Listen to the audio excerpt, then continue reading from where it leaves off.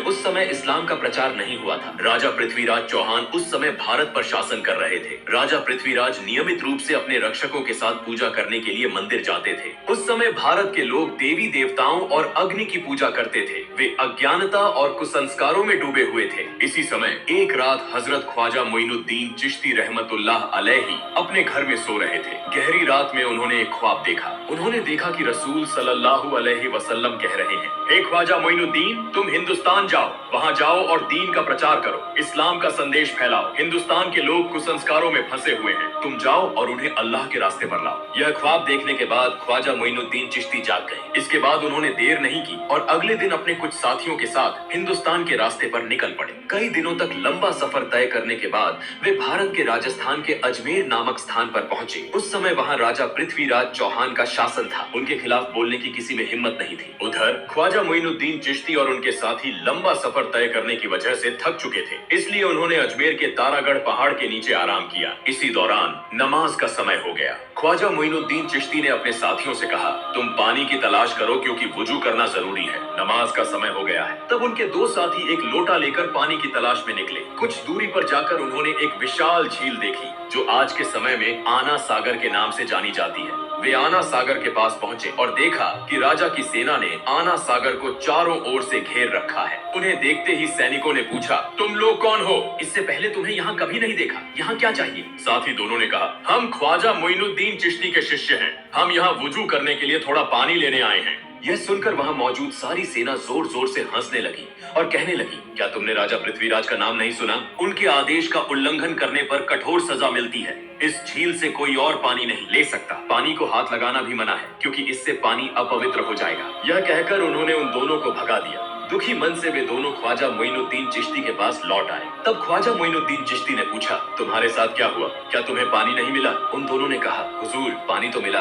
लेकिन हमें पानी नहीं दिया गया। उन्होंने हमें भगा दिया और कहा कि राजा पृथ्वीराज ने किसी को भी इस पानी को लेने की अनुमति नहीं दी है। उनके आदेश का उल्लंघन करने पर कठोर सजा दी जाएगी। उनकी सारी बातें सुनकर ख्वाजा मोइनुद्दीन चिश्ती ने अल्लाह के दरबार में दुआ की और फिर उनसे कहा, तुम लोग आना सागर के पास जाओ और कहो कि ख्वाजा मोइनुद्दीन चिश्ती ने हमें भेजा है। इसके बाद वे दोनों साथी फिर से वुजू का पानी लाने के लिए निकल पड़े। जब वे आना सागर के पास पहुंचे तो सेना ने उन्हें रोककर पूछा, तुम लोग फिर क्यों आए हो? उन्होंने कहा, हम वुजू का पानी लेने आए हैं। सेना ने कहा, हमने कहा था कि पानी नहीं दिया जाएगा। अगर राजा पृथ्वीराज चौहान को पता चला तो तुम्हारी जान तक जा सकती है। हम किसी भी हालत में पानी नहीं देंगे। तब उन्होंने कहा, हम तुमसे पानी नहीं मांगेंगे, हम आना सागर से पानी लेने आए हैं। यह सुनकर वहां मौजूद सारी सेना जोर जोर से हंसने लगी। उस समय उन्होंने अल्लाह के दरबार में दुआ की और अपने हाथ में पकड़ी लोटे को आगे बढ़ाकर कहा, हे आना सागर, हम ख्वाजा मोइनुद्दीन चिश्ती रहमतुल्लाह अलैहि के शिष्य हैं। ख्वाजा मोइनुद्दीन चिश्ती ने हमें यहाँ भेजा है। अल्लाह के हुक्म से इस लोटे में आ जाओ। यह कहते ही एक पल में आना सागर का सारा पानी लोटे में समा गया। इतना अद्भुत और चमत्कारी दृश्य देखकर वहाँ मौजूद सारी सेना हैरान रह गई। तुरंत ही उन्होंने कलमा पढ़ा और इस्लाम स्वीकार कर लिया। लेकिन वहाँ कुछ कट्टर हिंदुत्ववादी भी थे। उन्हें लगा कि यह कोई जादू का प्रभाव है, इसलिए वे यह खबर देने के लिए राजा पृथ्वीराज चौहान के दरबार में भागे। राजा पृथ्वीराज ने जब उन्हें देखा तो पूछा, क्या हुआ? तुम्हारे चेहरे पर इतना डर क्यों है? तब उन्होंने कहा, राजा साहब, बड़ी विपत्ति आ गई है। राजा पृथ्वीराज ने पूछा, क्या हुआ? उन्होंने कहा, राजा साहब, न जाने कहां से एक बड़ा जादूगर यहाँ आया है। देखने में वह फकीर लगता है लेकिन उसने अपने जादू से पूरे आना सागर का पानी एक लोटे में खींच लिया। यह सुनकर राजा पृथ्वीराज को ऐसा लगा जैसे उनके सिर पर आसमान टूट पड़ा। उन्होंने अपने जीवन में कई जादूगर देखे थे लेकिन ऐसा जादू उन्होंने कभी नहीं सुना था। उन्होंने इसे अपनी आंखों से देखने के लिए तुरंत अपनी सेना के साथ आना सागर की ओर प्रस्थान किया। जब वे आना सागर के पास पहुंचे तो देखा कि आना सागर में पानी की एक बूंद भी नहीं थी। उधर अजमेर के लोग बड़ी संख्या में ख्वाजा मोइनुद्दीन चिश्ती रहमतुल्लाह अलैहि को देखने के लिए वहां पहुंच रहे थे। ख्वाजा मोइनुद्दीन चिश्ती और उनके साथी नमाज पढ़ने के बाद वहां बैठे थे। तभी राजा पृथ्वीराज वहां पहुंच गए। उन्होंने देखा कि कई हिंदू पहले ही इस्लाम स्वीकार कर चुके हैं। यह देखकर राजा को भीतर ही भीतर बहुत गुस्सा आया। राजा पृथ्वीराज एक बहुत चालाक और कट्टर हिंदुत्ववादी था। उसने पूछा, तुम कौन हो और यहाँ कहाँ से आए हो? मैं अल्लाह के हुक्म और रसूल सल्लल्लाहु अलैहि वसल्लम के निर्देश पर यहाँ आया हूँ। राजा पृथ्वीराज ने कहा, तुमने अपने जादू से इस पानी को क्यों सुखा दिया? तब ख्वाजा मोइनुद्दीन चिश्ती ने कहा, मैं कोई जादूगर नहीं हूँ, मैं अल्लाह का बंदा हूँ। मैं अल्लाह का हुक्म पूरा करने के लिए यहाँ पानी लेने गया था लेकिन पानी न देने के कारण अल्लाह ने इसे सूखा दिया। यह सुनकर वहाँ मौजूद सभी लोग आश्चर्यचकित हो गए और ख्वाजा मोइनुद्दीन चिश्ती रहमतुल्लाह अलैहि की ओर एकटक देखते रह गए। राजा पृथ्वीराज चौहान बहुत चालाक और मक्कार था। उसने समझ लिया कि यह कोई साधारण व्यक्ति नहीं है, इसलिए वह नकली आंसू बहाते हुए और झुककर कहने लगा, हमें सबके कष्ट सहने में कोई परेशानी नहीं है लेकिन मासूम बच्चों और निर्दोष लोगों का ख्याल करके कृपया पानी को उसकी जगह वापस लौटा दें। यह मेरी आपसे विनती है। यह सुनकर ख्वाजा मोइनुद्दीन चिश्ती ने अपने दो साथियों को आदेश दिया कि वे लौटा लेकर आना सागर के पास जाएं। दोनों साथी लौटा लेकर आना सागर के पास पहुंचे और जैसे ही उन्होंने लौटा आना सागर में रखा, सागर फिर से पानी से भर गया। यह सब देखकर वहां मौजूद लोग हैरान रह गए। उन्होंने पूछा, आप किस देवता की पूजा करते हैं? ख्वाजा मोइनुद्दीन चिश्ती ने कहा, मैं अपने रब एकमात्र अल्लाह की इबादत करता हूँ। वहाँ मौजूद सभी लोगों ने कहा, हम भी आज से उसी एक अल्लाह की इबादत करना चाहते हैं। उस जगह के सभी लोगों ने एक एक करके इस्लाम स्वीकार कर लिया, लेकिन राजा पृथ्वीराज चौहान इसे सहन नहीं कर सका। वह बहुत गुस्से में राज दरबार लौट गया। अगले दिन पृथ्वीराज ने राज दरबार में एक आपातकालीन बैठक बुलाई। पृथ्वीराज ने कहा, किसी भी तरह इस फकीर को यहाँ से हटाना होगा, उसे खत्म करना होगा। अगर तुम्हारे पास कोई सुझाव है तो जल्दी बताओ। तब एक मंत्री ने कहा, राजा साहब, यह फकीर कोई साधारण व्यक्ति नहीं है, वह एक महान जादूगर है। अपने जादू के प्रभाव से वह सभी को एक एक करके इस्लाम में ला रहा है। एक दिन ऐसा आएगा जब भारत में हिंदू धर्म को मानने वाला कोई नहीं बचेगा। उससे निपटने के लिए हमें एक महान जादूगर की जरूरत होगी। तब वहाँ मौजूद एक सैनिक ने कहा, राजा साहब, हमारे देश में इससे भी बड़ा एक जादूगर है। पृथ्वीराज ने पूछा, उसका नाम क्या है? सैनिक ने कहा, उसका नाम है जयपाल जादूगर। पृथ्वीराज ने कहा, जाओ उसे हमारे दरबार में लेकर आओ। इसके बाद कुछ सैनिक जयपाल जादूगर से मिलने के लिए रवाना हो गए। कुछ समय बाद वे जयपाल जादूगर के घर पहुंचे और देखा कि जयपाल हवा में तैरते हुए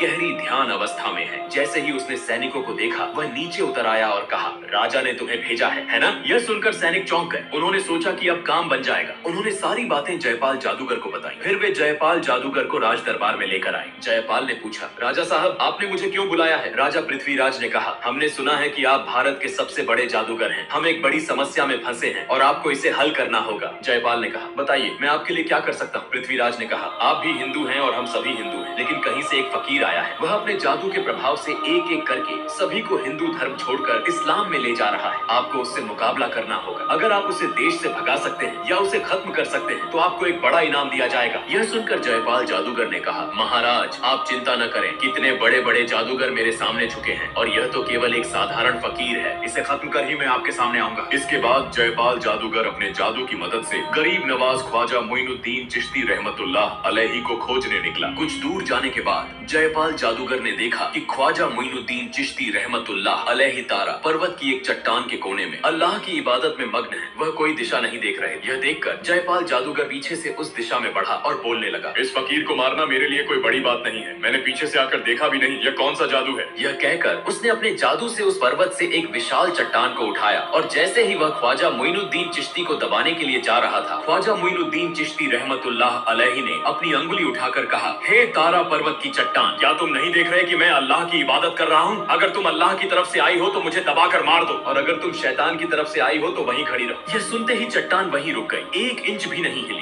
जयपाल जादूगर एक के बाद एक जादू दिखा रहा था, लेकिन कुछ भी कर नहीं पा रहा था। इस शक्ति को देखकर जयपाल जादूगर हैरान और चकित हो गया। उसने समझ लिया कि यह साधारण व्यक्ति नहीं है और मेरे जादू का यहाँ कोई असर नहीं होगा। इसलिए बिना देर किए जयपाल जादूगर ने ख्वाजा मोइनुद्दीन चिश्ती रहमतुल्लाह अलैहि के सामने हार मान ली और इस्लाम धर्म स्वीकार कर लिया। अगले दिन से पूरे भारत में यह खबर फैल गई कि भारत का सबसे बड़ा जादूगर जयपाल एक फकीर के सामने हार गया और उस फकीर का नाम गरीब नवाज ख्वाजा मोइनुद्दीन चिश्ती रहमतुल्लाह अलैहि था। उसने इस्लाम धर्म अपनाया और उसी रब की इबादत की जिसके सामने किसी भी शक्ति का मुकाबला नहीं हो सकता। भारत के लोग कहने लगे, वह जिस रब की इबादत करता है उसकी शक्ति कितनी बड़ी होगी कि उसका सामना करने के लिए कोई भी शक्तिशाली नहीं है। हमें भी उसी रब की इबादत करनी चाहिए। यह कहकर लोग दल बदल कर इस्लाम धर्म अपनाने के लिए ख्वाजा मोइनुद्दीन चिश्ती रहमतुल्लाह अलैहि के पास जाने लगे। यह खबर पाकर राजा पृथ्वीराज चौहान बहुत चिंतित हो गया। वह समझ नहीं पा रहा था कि अब क्या करे। तब एक मंत्री ने कहा, राजा साहब, जयपाल जादूगर ने इस्लाम धर्म स्वीकार कर लिया है और बहुत से लोग एक एक करके इस्लाम धर्म अपनाने जा रहे हैं। मुझे लगता है कि वह साधारण व्यक्ति नहीं है, उसकी बहुत शक्ति है, उसे हराना असंभव है। हमें उसकी बात माननी चाहिए। राजा पृथ्वीराज चौहान ने कहा, इतनी आसानी से मैं हार मानने वाला नहीं हूँ, इसलिए तुम लोग जाओ और उस फकीर को यहाँ बुला कर लाओ। इसके बाद कुछ सैनिक उस फकीर के पास खबर देने के लिए रवाना हो गए। वे वहाँ पहुंचे और कहने लगे, राजा साहब आपको बहुत महत्वपूर्ण बात करने के लिए बुला रहे हैं। तब ख्वाजा मोइनुद्दीन चिश्ती रहमतुल्लाह अलैहि खुद राजपथ पर राजा पृथ्वीराज चौहान से मिलने के लिए निकल पड़े। इसी दौरान उस इलाके में एक हिंदू पंडित था जो रोज पूजा करने मंदिर जाता था और मूर्तियों के सामने दूध अर्पित करता था। एक दिन उसकी बेटी ने पंडित से पूछा, पिताजी, आप रोज दूध लेकर मंदिर जाते हैं और वह दूध मूर्तियों के सामने डालते हैं, क्या मूर्तियाँ दूध पीती हैं? पंडित ने कहा, बिल्कुल नहीं, मूर्तियाँ कभी दूध नहीं पीती, हम उन्हें पूजा करते हैं। उसकी बेटी ने कहा, पिताजी, मैं देखना चाहती हूँ कि क्या सचमुच यह मूर्तियाँ दूध पीती हैं? पंडित ने कहा, ऐसी बातें नहीं करनी चाहिए, यह हमारे भगवान की मूर्तियां हैं। क्या मूर्तियां कभी दूध पीती हैं? लेकिन उसकी बेटी ने कहा, पिताजी मैं आज दूध लेकर जाती हूँ और देखती हूँ कि ये मूर्तियां सच में दूध पीती हैं या नहीं। फिर एक दिन उसकी बेटी दूध लेकर मंदिर पहुंची और मूर्तियों के सामने कहने लगी, तुम हमारे भगवान हो तो तुम्हें तो मेरी बात सुननी चाहिए। मैंने दूध लाकर लाया है, तुम इसे पी लो। लेकिन मूर्तियों से कोई उत्तर नहीं मिला। लड़की फिर बोली, क्या हुआ? क्या तुम मेरी बात नहीं सुन रहे हो? तुम इस दूध को पियो, मैं इसे अपनी आंखों से देखना चाहती। लेकिन मूर्तियों से कोई उत्तर नहीं आया। तब लड़की ने खुद अपना सिर मूर्तियों के सामने धर लिया और रोते रोते खून बहाने लगी। ठीक उसी समय गरीब नवाज ख्वाजा मोइनुद्दीन चिश्ती रहमतुल्लाह अलैहि वहां से गुजर रहे थे। उन्होंने रोने की आवाज सुनी और मंदिर में प्रवेश किया। उन्होंने देखा कि एक लड़की का सिर खून से सना हुआ था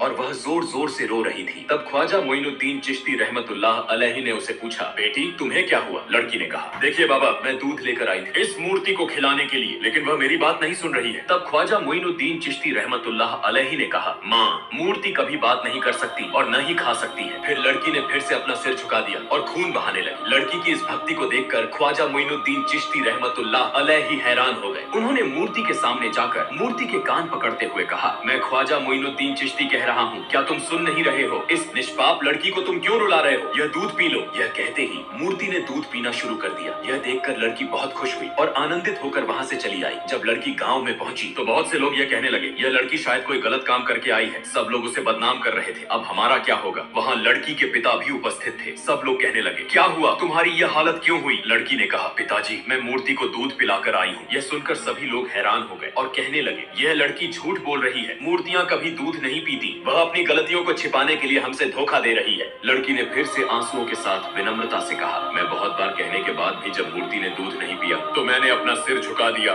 और खून बहाना शुरू कर दिया। ठीक उसी समय एक फकीर बाबा वहाँ आए, मूर्ति के कान पकड़कर कहा, दूध पियो। और तुरंत ही उस फकीर बाबा के कहने पर मूर्ति ने दूध पीना शुरू कर दिया। यह देखकर वहाँ मौजूद सभी लोग चकित हो गए और कहने लगे, वह फकीर बाबा कौन थे? लड़की ने कहा, मैं उस फकीर बाबा को नहीं जानती, लेकिन लगता है वह कहीं आसपास होंगे। सभी लोग ख्वाजा मोइनुद्दीन चिश्ती रहमतुल्लाह अलैहि से मिलने के लिए निकल पड़े। इस बीच ख्वाजा मोइनुद्दीन चिश्ती रहमतुल्लाह अलैहि पृथ्वीराज के दरबार में पहुंच गए। पृथ्वीराज ने कहा, हे फकीर बाबा, आप क्या चाहते हैं? ख्वाजा मोइनुद्दीन चिश्ती रहमतुल्लाह अलैहि ने कहा, मैं भारत के लोगों को अंधकार से दूर करके कुरान की रोशनी से रोशन करना चाहता हूँ। मैं चाहता हूँ कि सब लोग तौबा करके अल्लाह के रास्ते पर लौट आएं, जो इस दुनिया के मालिक हैं, जो आखिरत के मालिक हैं, जो बोलते ही एक पल में सब कुछ कर देते हैं, हमारे सभी रोजी रोटी के मालिक हैं, जन्म और मृत्यु सब कुछ उनकी ताकत में है। मैं उसी महान अल्लाह ताला की इबादत करना चाहता हूँ। मैं किसी का नुकसान नहीं चाहता। जब वह ये बातें कह रहे थे तभी एक इस्लाम विरोधी व्यक्ति अपनी आध्यात्मिक शक्ति की परीक्षा लेने आया और कहा, अगर आप सचमुच आध्यात्मिक रूप से शक्तिशाली हैं तो पानी से आग बनाकर दिखाइए। ख्वाजा मोइनुद्दीन चिश्ती रहमतुल्लाह अलैहि ने अल्लाह का नाम लेकर पानी पर फूंक मारी और उसी पानी से आग निकलने लगी।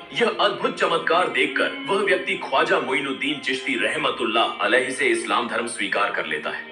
इस समय दरबार के सभी लोग, राजा पृथ्वीराज भी यह समझ गए कि ऐसे अल्लाह वाले व्यक्ति के साथ कभी मुकाबला नहीं किया जा सकता। कई चमत्कारी घटनाओं को देखकर उन्होंने कोई देर नहीं की, माफी मांगी और साथ ही ख्वाजा मोइनुद्दीन चिश्ती रहमतुल्लाह अलैहि के हाथों में हाथ डालकर उनके मुरीद बन गए और इस्लाम धर्म स्वीकार कर लिया। ख्वाजा मोइनुद्दीन चिश्ती रहमतुल्लाह अलैहि ने उन्हें माफ कर दिया। फिर ख्वाजा मोइनुद्दीन चिश्ती रहमतुल्लाह अलैहि वहां से चले गए और अपने साथी संगियों के साथ तारागढ़ पहाड़ के उस स्थान पर स्थित हो गए। ख्वाजा मोइनुद्दीन चिश्ती रहमतुल्लाह अलैहि जब एक स्थान पर अल्लाह की इबादत में मग्न थे, ठीक उसी समय एक हिंदू पंडित और अन्य लोग उस स्थान से गुजर रहे थे। तब पंडित की बेटी ने कहा, देखो वह फकीर बाबा जो बैठे हैं, वही फकीर बाबा अपने शब्दों से मूर्ति को दूध पिलाए थे। फिर वे सभी ख्वाजा मोइनुद्दीन चिश्ती रहमतुल्लाह अलैहि के पास पहुंचे और कहा, हे फकीर बाबा, आप कौन हैं और आप किस जादू को जानते हैं कि आपकी बातों से मूर्ति दूध पीने लगी? ख्वाजा मोइनुद्दीन चिश्ती रहमतुल्लाह अलैहि ने कहा, मैं तो अल्लाह का एक बंदा हूँ, मेरी बातों से कुछ नहीं होता, जो अल्लाह कहता है वही होता है, मैं उसी अल्लाह की इबादत करता हूँ। तब उन्होंने कहा, हम आज से उस अल्लाह की इबादत करना चाहते हैं। इस भारत में तो सब लोग एक एक करके इस्लाम धर्म स्वीकार कर रहे हैं, हमें भी इस्लाम धर्म स्वीकार कराइए। फिर वे सभी इस्लाम धर्म स्वीकार कर गए। कुछ दिनों बाद ख्वाजा मोइनुद्दीन चिश्ती रहमतुल्लाह अलैहि एक जंगल के बीच से गुजर रहे थे। रास्ते में उन्होंने देखा कि कुछ हिंदू पंडित और वहाँ मौजूद लोग अग्नि पूजा कर रहे थे। यह देखकर ख्वाजा मोइनुद्दीन चिश्ती रहमतुल्लाह अलैहि उनके पास गए और कहा, आप लोग आग की पूजा क्यों कर रहे हैं? यह आग आपको क्या फायदा देती है? तब उन्होंने कहा, यह आग हमारा खुदा है, हम इसे खुश कर रहे हैं ताकि मौत के बाद नरक की आग से मुक्ति मिल सके। ख्वाजा मोइनुद्दीन चिश्ती रहमतुल्लाह अलैहि ने कहा, ठीक है, अगर आप आग को खुश कर रहे हैं तो इसे छू कर देखिए, देखें क्या आग आपको जला देती है। एक व्यक्ति ने कहा, यह क्या कह रहे हैं, आग को छूने से हाथ जल जाएंगे। ख्वाजा मोइनुद्दीन चिश्ती रहमतुल्लाह अलैहि ने कहा, आप लोग उस खुदा की इबादत कर रहे हैं जो आपको जला देगा, लेकिन मैं ऐसे खुदा की इबादत करता हूँ जिसके हुक्म से आग ठंडी हो जाती है। यह सुनकर एक अन्य हिंदू पंडित जोर से हंसा और कहा, आग का धर्म तो जलाना है और आप कह रहे हैं तो इसे हमें दिखाकर दिखाइए। ख्वाजा मोइनुद्दीन चिश्ती रहमतुल्लाह अलैहि ने कहा, मैं अल्लाह के एक ख्वाजा मोइनुद्दीन चिश्ती रहमतुल्लाह अलैहि हूँ, अल्लाह के हुक्म से तुम ठंडे हो जाओ। यह कहते हुए ख्वाजा मोइनुद्दीन चिश्ती रहमतुल्लाह अलैहि आग के अंदर प्रवेश कर गए, लेकिन वे यह देखकर हैरान रह गए कि ख्वाजा मोइनुद्दीन चिश्ती रहमतुल्लाह अलैहि आग में प्रवेश कर गए, लेकिन एक भी जलन नहीं हुई। यह अद्भुत घटना देखकर वहाँ सभी लोग हैरान हो गए और कहने लगे, आप कौन हैं और आप किस खुदा की इबादत करते हैं? ख्वाजा मोइनुद्दीन चिश्ती रहमतुल्लाह अलैहि ने कहा, मेरा नाम गरीब नवाज ख्वाजा मोइनुद्दीन चिश्ती रहमतुल्लाह अलैहि है, जो पूरे ब्रह्मांड के पालनहार हैं, उनके सिवा कोई पूज्य नहीं है, वह सारी ताकत के मालिक हैं, मैं उसी अल्लाह की इबादत करता हूँ। यह सुनकर वहाँ मौजूद सभी लोग बोले, हम भी आज से उस मालिक की इबादत करना चाहते हैं, और इस प्रकार वहाँ मौजूद सभी लोगों ने इस्लाम धर्म स्वीकार कर लिया। फिर इस घटना के बाद ख्वाजा मोइनुद्दीन चिश्ती रहमतुल्लाह अलैहि ने भारत में आकर कुरान के प्रकाश से इस्लाम धर्म का प्रचार किया और अल्लाह ताला द्वारा दिए गए चमत्कारों को देखकर करोड़ों हिंदुओं ने इस्लाम धर्म स्वीकार किया। यह एक अद्वितीय उदाहरण बन गया और इस प्रकार पूरे भारत में इस्लाम धर्म फैल गया। प्रिय दोस्तों, अगर आप चाहते हैं कि ख्वाजा मोइनुद्दीन चिश्ती रहमतुल्लाह अलैहि के निधन के बाद हुए चमत्कारों का पाठ हम आपके साथ साझा करें, तो कृपया कमेंट बॉक्स में लिखें और आज के वीडियो के बारे में आपकी राय क्या है कृपया कमेंट करें। आमीन।